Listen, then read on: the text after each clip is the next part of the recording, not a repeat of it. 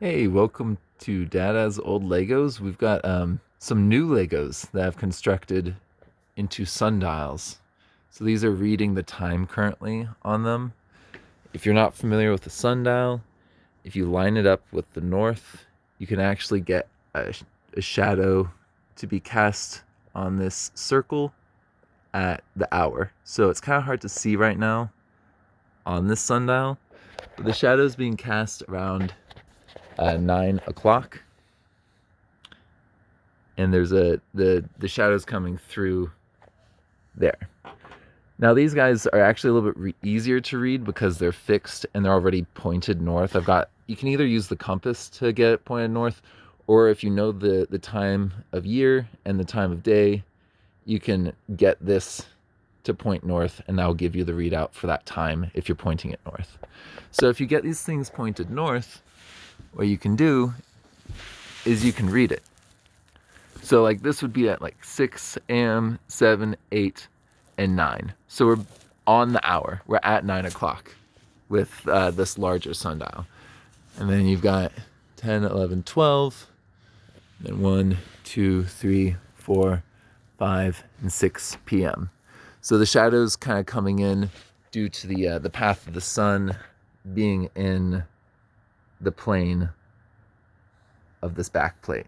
It's winter right now, so the sun's kind of coming from the bottom. So if we get to summer, I'm gonna have to add to the top here so that the shadow is kind of being cast on the top. Now this one is a lot more flexible in terms of its setup because you can change the angle a lot easier to get this to be at just the right angle. To get this plane to be lined up, you need to get that angle just right. And if you look at this, it's a little bit harder to read because there's gears on here. But we've got like 6 a.m. and 12. And you can see the shadow of the central part is coming in right there. So that's about at 9 o'clock. Harder to read because it's smaller. It also is a bit in the shadow of this other one. But yeah, that's the core idea with these. If you were at a different place that was further north, further south, you would need to change the angle here. So if you're trying to recreate these, you're going to need to use slightly different lengths here to go with that width.